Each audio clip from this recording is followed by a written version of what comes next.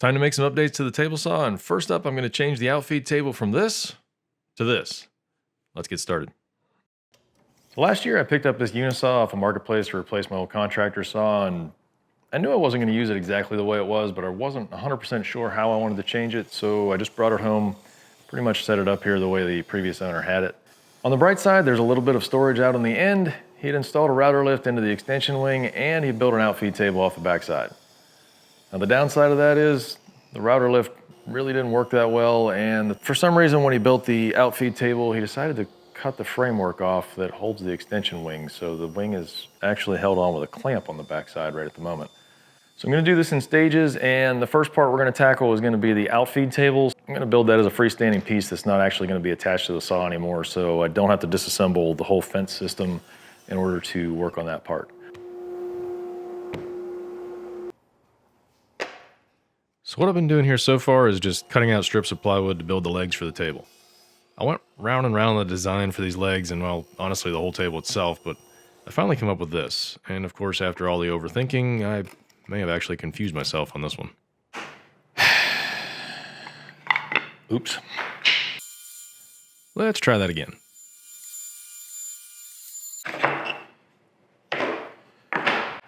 All right, with everything cut to the correct size, now I can start putting the legs together.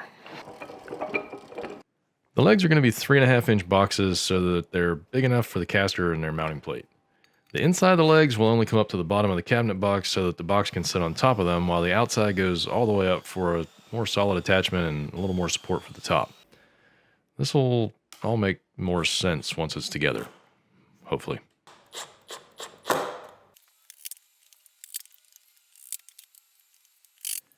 I used pocket screws to assemble 3 sides of the legs, and then I finally had to use biscuits and glue for the last side since the box was too small to get inside and put more screws in.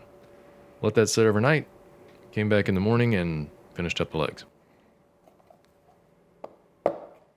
Now, if you're looking at this design and you're wondering why I need legs at all instead of just putting casters on the bottom of a cabinet box, well, that's a good question. Partly because the dust chute comes out the lower backside of the table saw, and I needed to keep the bottom of the cabinet up high enough to not get in the way of any hoses or any attachments for that. But more importantly, I'm a creature of habit, and for 20 plus years I've thrown my small cutoffs from the table saw under the outfeed table. Now, I can't come up with a better place to put them, but I still wanted to use more of this space, so I had to raise the bottom of the cabinet up high enough to avoid causing myself any undue stress of, learning a new habit. The legs put together, I moved on to the box panels, and here I had something really interesting to say about that. Unfortunately, that's about the time the battery died in the microphone, so you just have to take my word for it that it was really interesting. Honest. 3 sides of the box are going to be solid, and the back side I left open so I can add shelves and drawers to hold my routers and bits and things like that. And again, I'm just pocket screwing the whole thing together here. The upper part of the legs got screwed in from the inside, and then I measured for the bottom, cut that out, and screwed it in place.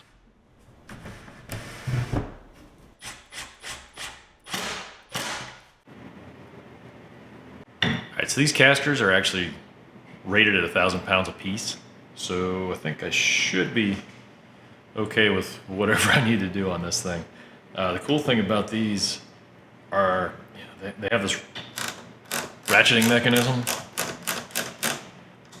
that you can flip back and forth, so you roll it around, get it where you need it, and then you can use that to level everything up and get it perfectly in line with the saw. So get some screws in these, flip this thing over, and then we can start figuring out the inside. That was the plan anyway. I had some ideas of what I wanted to do inside, but like a lot of my projects lately, I've been overthinking this, and I have too many ideas for now that I want to do. So basically, I'm just going to get this table set up, build it to where I can use it as an outfeed table, and I'm going to come back later and figure out the inside and how I'm attaching router tables and all that sort of stuff to it. So let's get to finishing this part. All right. So let this sit over the weekend and gave it a little more thought. I think this was just a piece of scrap that I laid here, but I think this is pretty much going to be the size I'm going to make the top. I need to cut it down a little bit narrower, put an edge banding around the whole thing, and then we'll put some black Formica on top. I I've had the Formica for the top of this for several months because I was planning on building it in the spring and just never got around to it. Fortunately, I pulled that out and took some measurements because I usually order 60-inch wide Formica, and for some reason this roll was only 48-inch. I guess I was worried about the cost at the time and I went narrow on it, but luckily I caught it early enough that I cut the plywood down before I attached the edge banding and made it too wide for the Formica. For the edge banding, I'm just using some 1.5-inch wide poplar, mitered on the corners and pocket screwed into place. Then I moved on to my least favorite part of using laminate. As a general rule, I try not to use anything in the shop that I need a true respirator for, but this is one of those projects where I just can't avoid it. Of course, I'm not going to shave off my beard for one project, so the seal on the respirator is, well, let's just say it's less than ideal. I opened all the windows and applied a couple coats of contact cement as fast as I could without making a big mess. Then I carefully placed the laminate on top since it's only about 1/8 of an inch bigger than the top itself. Once I got it stuck, I rolled it out with a roller and left it for the day so the shop could air out before I moved on.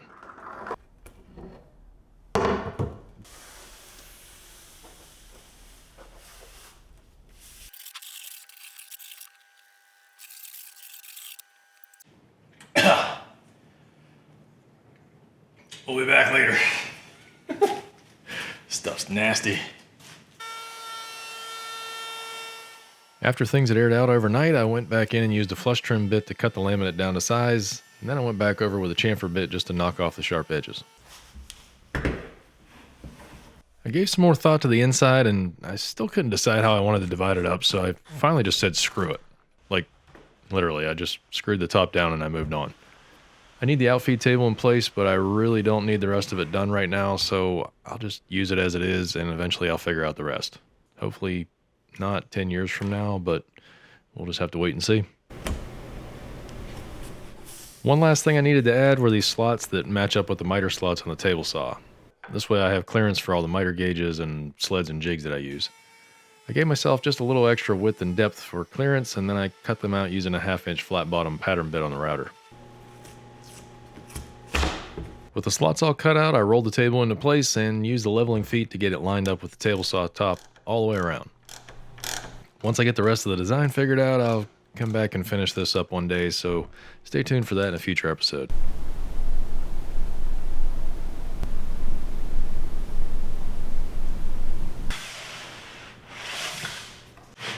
All right, that's going to finish up part one of this build. I'll come back and finish out the inside once I have all the plans figured out for that.